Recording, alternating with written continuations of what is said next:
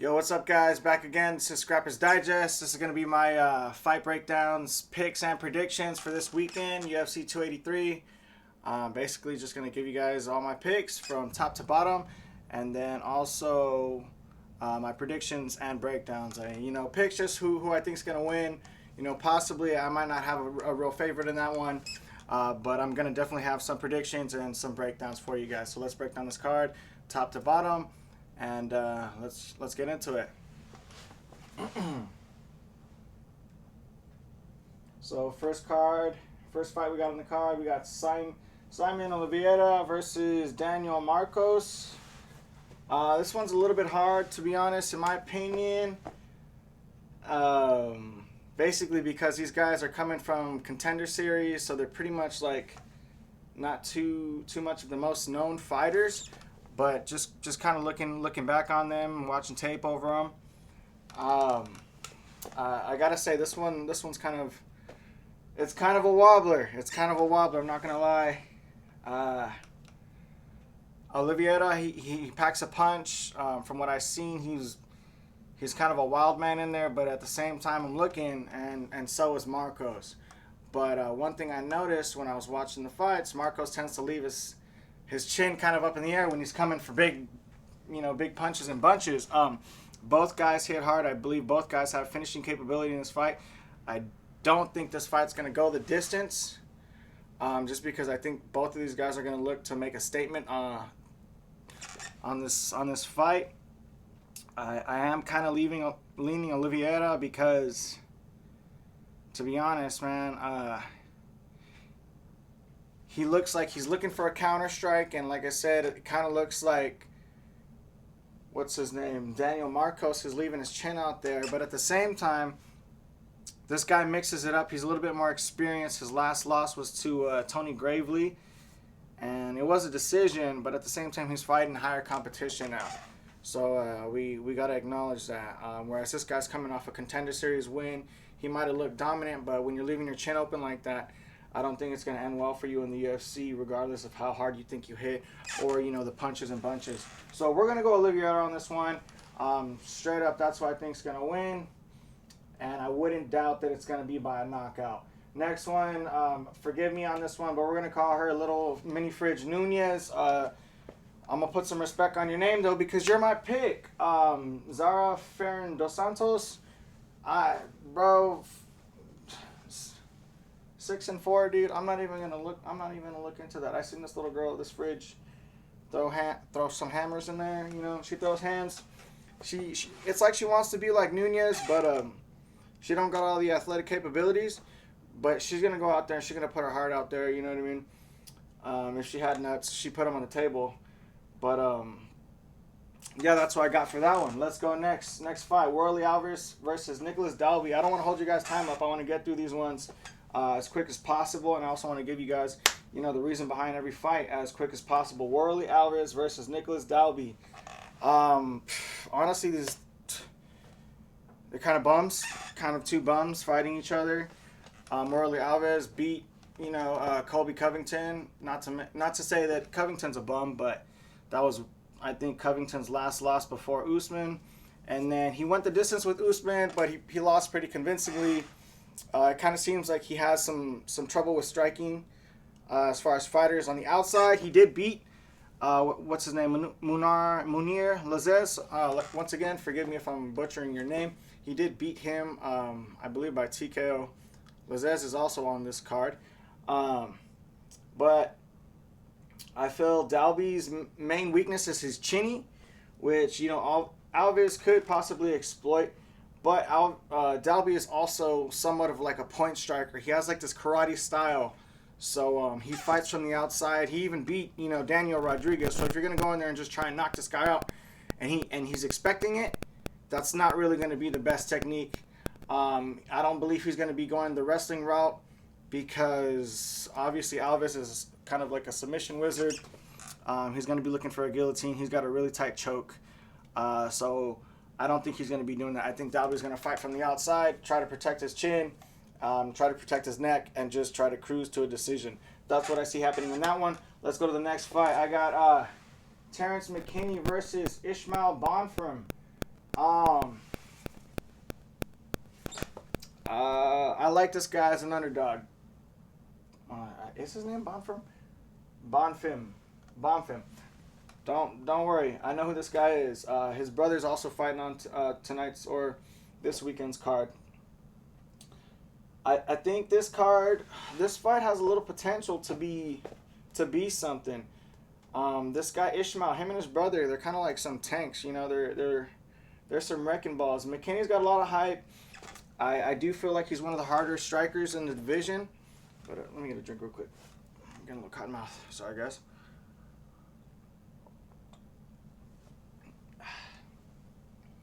I do believe he is one of the harder strikers in the division. Obviously, we've seen us fight with Drew Dober. He's pretty much a tank. But at the end of the day, when it came, chin to chin, pause. That sounds kind of weird. When it came down to them two testing chins, Dober ended up getting back up and putting Terrence McKinney down.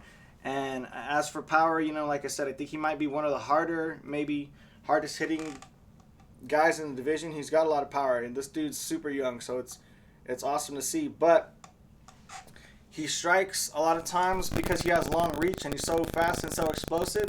He strikes with his hands a little low. I just see the pad work, and then also even when he's going out there, he's kind of fighting like this. Somebody that's got a little bit more crisper striking technique might be able to exploit that. He did seem like he kind of gassed out against Drew Dober. I don't believe Bonfim will. And he's also got the better record with 18-3 versus 13-4. I think this guy might be something to look out for. So this is going to be one of my underdog picks. Ishmael Bonfim. That's my pick. He's going to beat Terrence McKinney. I don't know if it's just going to be, a washout or a KO, but that's what I got. Don't kill me if I'm wrong. McKinney's a savage. He's got that crazy power, but I was watching this guy's fight on the Contender Series as well as his brothers, and he's really crisp. He's really clean, and he's not in there bullshitting. He's looking for a finish, or he's looking to win. He was getting knockdowns. He was just doing really well all around. So I'm going to go with this guy. Next fight, we got Luan Lacerda versus Cody Stamann. This one's a hard one because we don't know the level of competition Lacerda's faced. Meanwhile, Cody Stamann's a certified UFC fighter. So if you want to take a risk and gamble that this guy's going to be something big, he looks good against the competition he's going against, but I don't know about against somebody Cody Stamann's level. So this is going to be kind of like, I don't want to even say a wobbler. This is going to be more of like Luan Lacerda has to prove himself. But my smart choice says Cody Stamann's going to win this fight via decision, or he's just going to completely outclass him because he's been in the game already for a minute and knocked this guy out. There's the off chance that, Lacerda is going to be something good and takes Stamann out, but smart money is going to go, Stamann on that one. Next fight, we got Shamil Abdurakhmanov. There we go. Abdurakhmanov. Definitely familiar with this guy because he's always getting beat up. So I recognize him. I've seen a lot of my, I wouldn't say favorite fighters, but more well-known fighters beat this guy up. So he's fighting newcomer Jelton Almeida. Not too much of a newcomer. I think this is about his third fight in. This guy's been going through weight divisions. What is he now back at? Oh, he's at heavyweight. Before he was at light heavyweight. I don't know. He's been going up and down. But this guy's a savage. He's a beast, and he's here to get down to business. He's here to take care of business. And I feel like this is just another little stepping stone they're giving this guy to create somewhat of a highlight reel and maybe become a star. This guy, Abdurakhmanov, 41. Jelton Almeida, 31. 10-year difference. Gotta play a role. You know what I mean? It's not just like a myth. That's actually a fact. There's a percentage of fighters that lose because of this. So definitely want to take this into account. I'm going on Might all the way. I don't believe it's a favorite just for no reason. I'm thinking KO. I don't think submission. I think KO. So let's go. Next, we're in the prelims. Early prelims we just went through. Let's go to the prelims. Apparently, Thiago Moises is still on the card, but his original bout with Kudiladze was canceled. Good for him because Kudiladze would have murdered him. But before that, we have Bonfim versus Lazzez, Munir Lazzez. Like I said, he's back on the card. This is another one. Munir Lazzez used to show like some promise. You know, I mean, he beat Abdul Razak Al Hassan in his first fight in the UFC, but that was also a long layoff for Razak. So at the time, I gave it a lot of weight, you know, to his credibility. But since then, he ended up losing to Warley Alvarez by TKO. So I don't know how much I can really get behind this guy. Now he's 35. Meanwhile, his opponent is 25. And he's going against a guy with I would say, decent or high fight IQ. This is Bonfim's brother, the one I was talking about earlier.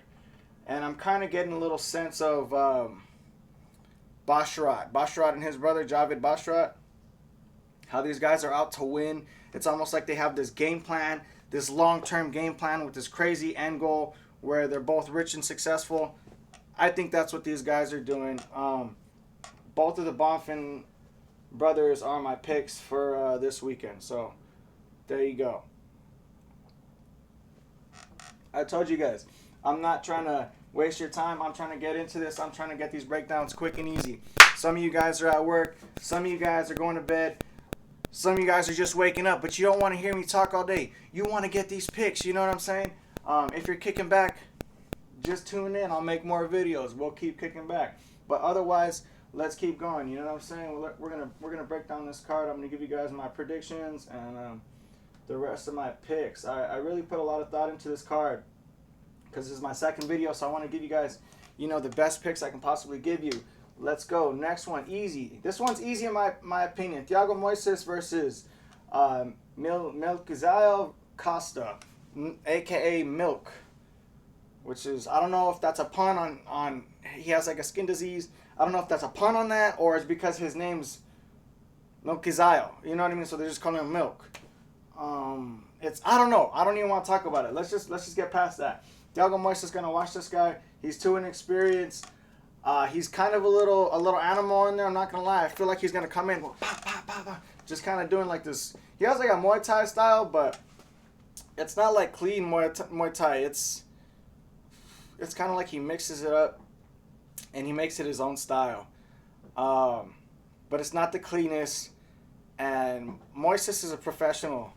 You're gonna have to have some level of professionalism to beat him. And you're gonna have to be a little bit of a beast. And this guy is a little bit of a beast, but I also think I don't know.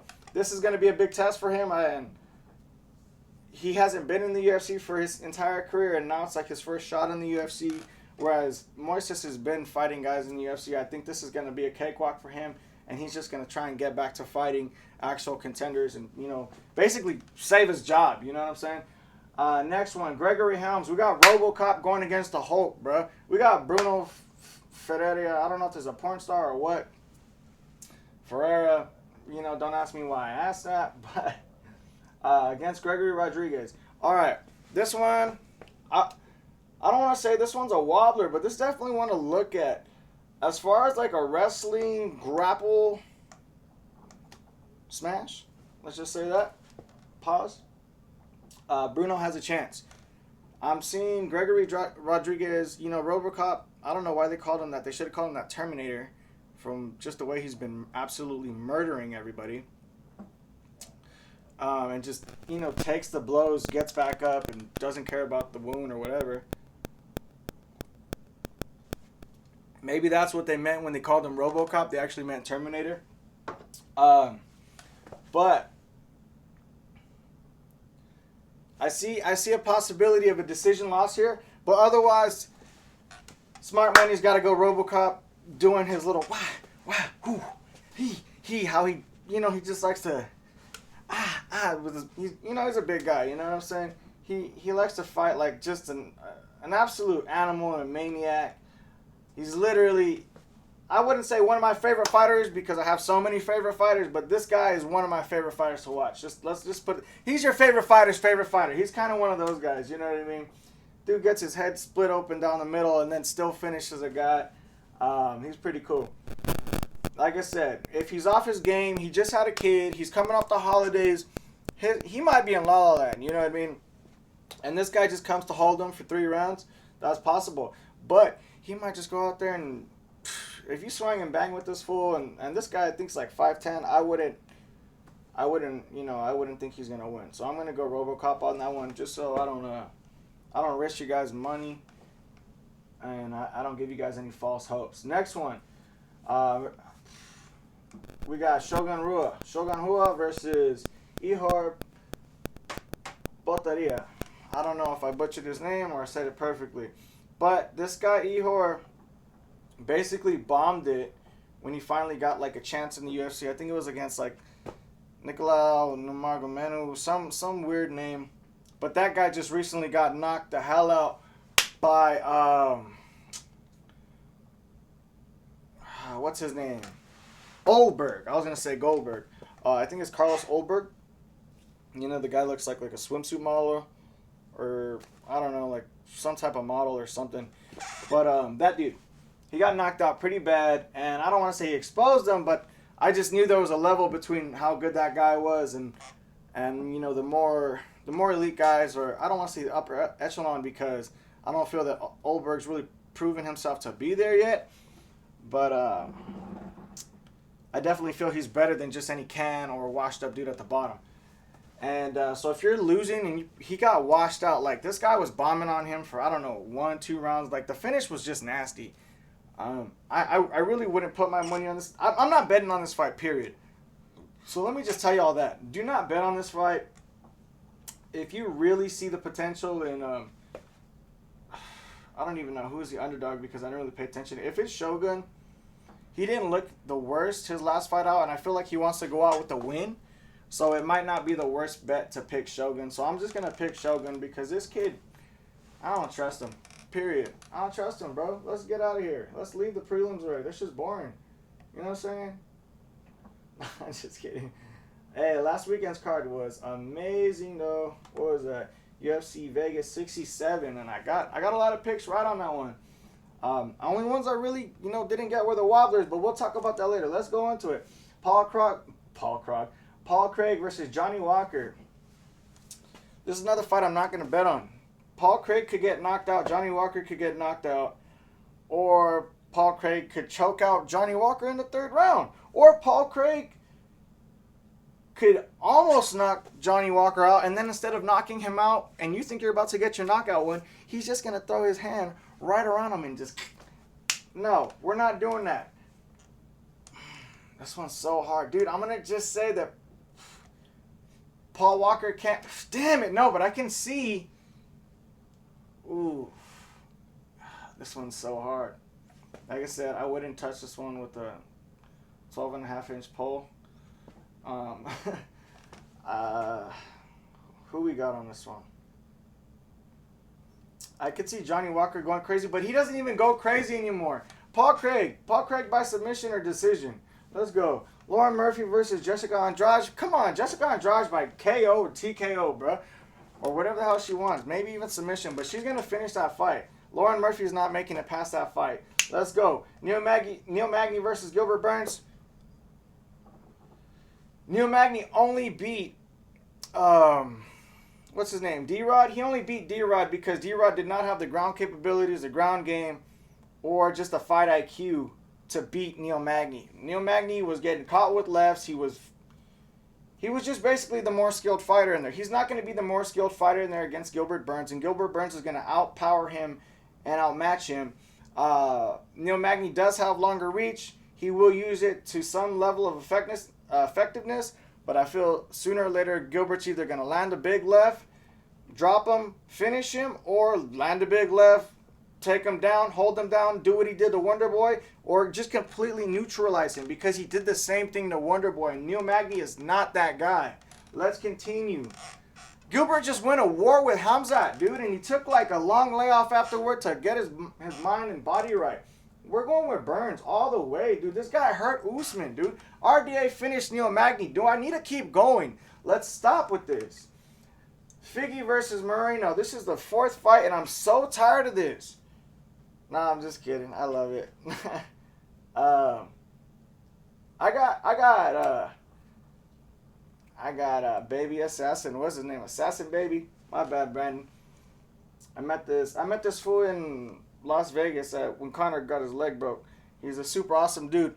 The fans were throwing their phones down. Anyways, you don't want to hear about that. Brandon Moreno. Why? Because he's the younger fighter. Figgy's already been up and down this mountain how many times, dude? Brandon is refusing to take no for an answer. I'm going with Brandon Moreno all the way.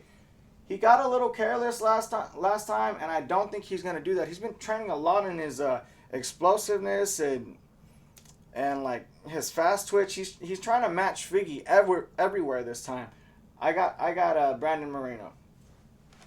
And for the main event, Glover Teixeira versus Jamal Hill.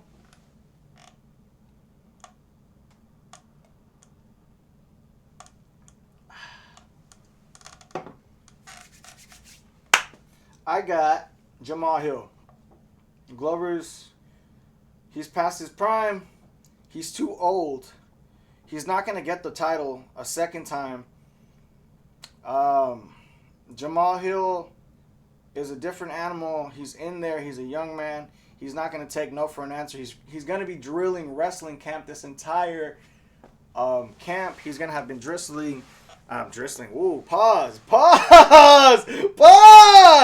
Whoa. He's going to have drilling, escapes, submissions. He's going to have been drilling sprawls, going against the K. Everything that you could possibly imagine, he's going to have drilling that. Whereas all Glover can do is keep doing Glover and expect to just keep killing these young men. No, dude. Sooner or later, one young lion is going to take you, and Jamal Hill is that one. I'm not saying he's the greatest light heavyweight. I'm not saying he's the best light heavyweight. But I feel in this matchup particularly, he's got Glover matched. I'm going to go KO. If Glover could just lay on this guy or take him down and possibly hold him down. But I just don't think Jamal's going to be stupid like that. I don't feel like he's going to fall for those tricks. And I feel like the shots that he gets, he's going to make them count. And if Glover tries to get into a fight with this guy like he did Jiri, he's going to get knocked out. That's what I'm going with. Jamal Hill's going to be the new champion this weekend, UFC 283. And those are your fight picks and predictions from Scrappers Digest. Sorry for the... Yeah, like I said, I got cotton mouth, dude. Dabbed it a little bit too much before the recording. But you guys be back again. I'm still gonna make my recaps. I do need to make one for UFC Fight Night 67. Like I said, I really got a lot of picks right on that card.